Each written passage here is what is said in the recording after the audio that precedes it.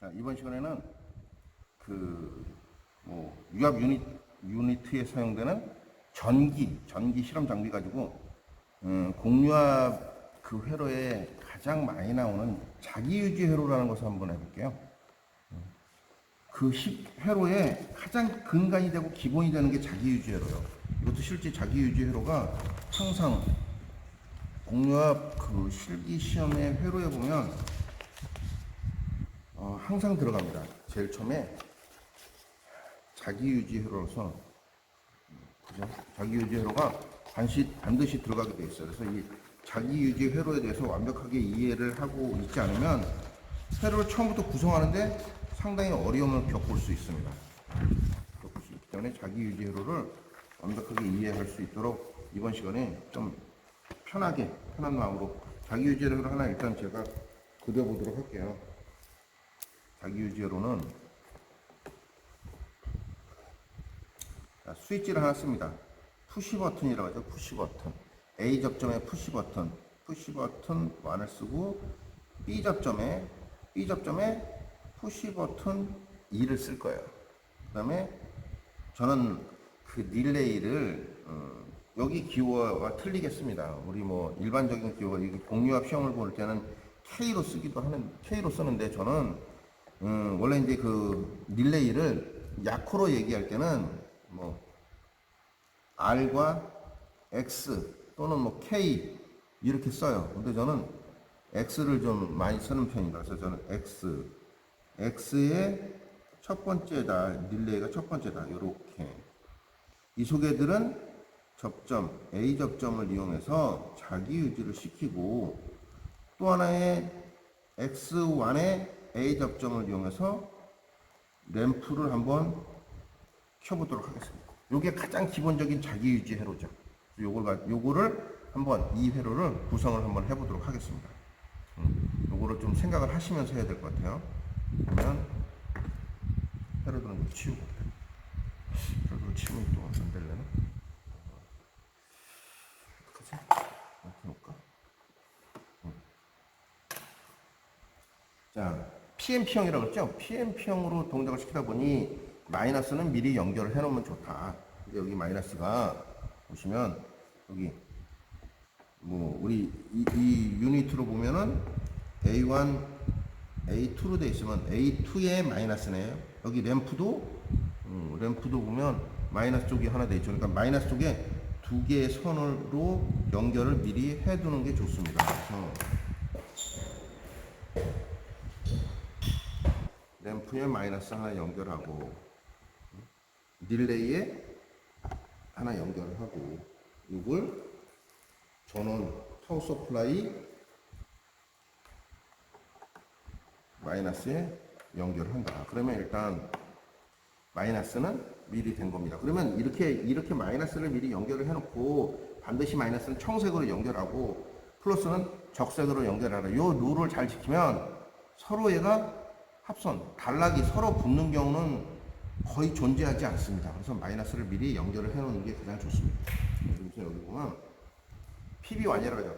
PB1의 C접점에 여기 좀 바뀌어 있는 경우도 있다 그랬어요. 근데 여기서는 아래쪽이 C접점이니까 C접점에 플러스를 넣고 A접점으로 나와서 PB2의 C접점으로 들어가서 여기 보면 PB2의 C접점으로 들어가는데 이 기호를 보시면 자, PB1 스위치라는 게 있어요. PB2 스위치라는 게 있어요. 지금 제가 회로를 수직으로 그렸어요. 수직으로 그리면 이 두 개의 단자 중에 실제 얘를 가지고 얘기를 한다 그러면 이 스위치는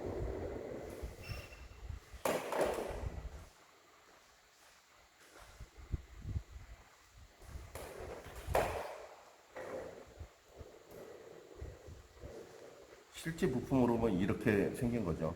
이렇게 생긴 거라 단자가 두 개가 있는데 그 단자 중에 왼쪽이든 오른쪽이든 실무로 쓰는 실제 부품으로는 아무렇게나 아무 쪽에나 써도 되겠지만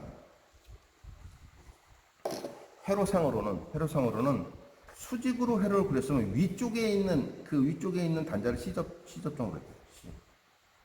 아래쪽은 누를 때 붙다 보니까 이거는 A 접점이죠. CA.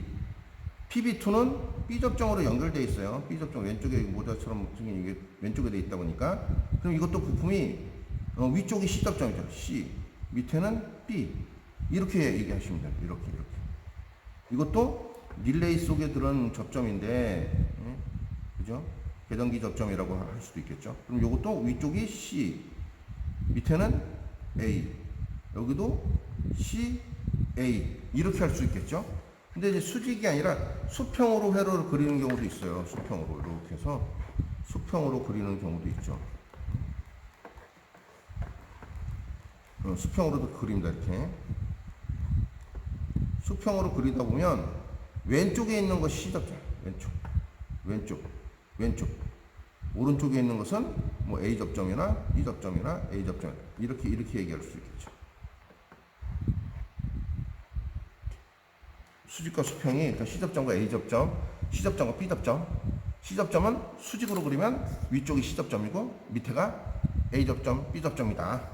이렇게 생각을 하시면 됩니다.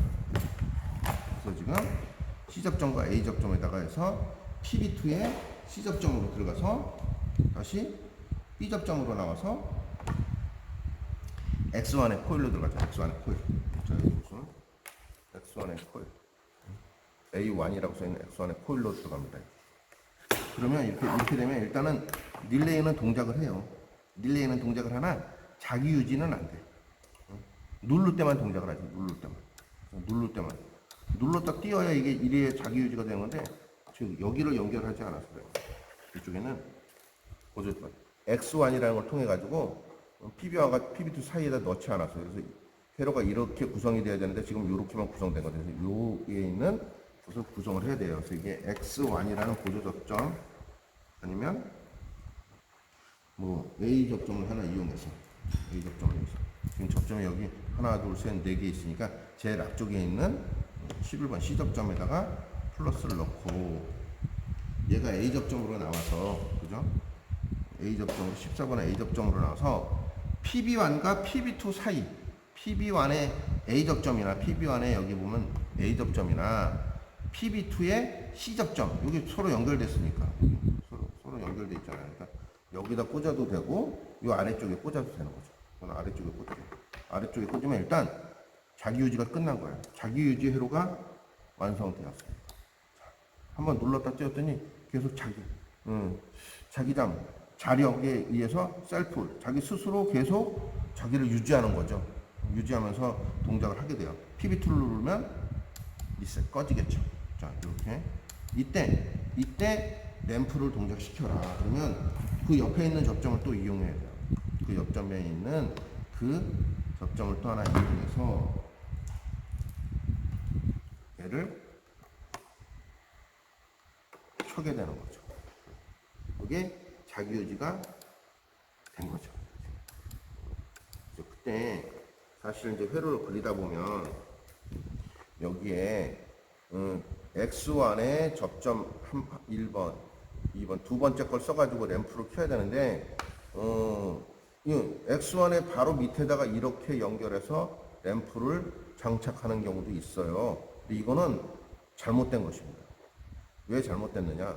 동작만 되면 되는 거 아니냐? 이렇게 말씀을 하실 수도 있는데 이렇게 여기다 연결을 하게 되면 여기 PB1을 누르게 되면 전기가 이렇게 해서 이렇게 바로 흐릅니다.